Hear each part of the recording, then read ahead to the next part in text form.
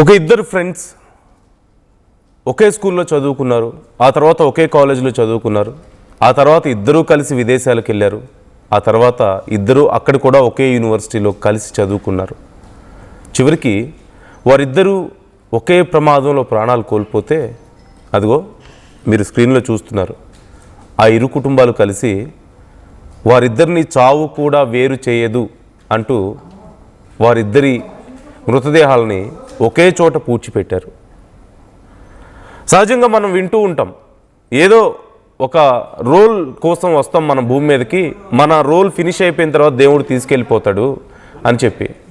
Maybe వీరిద్దరి జీవితాలు ఒకరితో ఒకరు ఉన్నంతకాలం కలిసి ఉండడమేనేమో, అదే వాళ్ళ రోల్ ఏమో.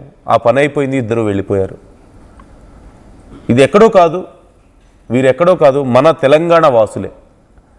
ముల్కనూరు అనే ప్రాంతానికి చెందినవారు.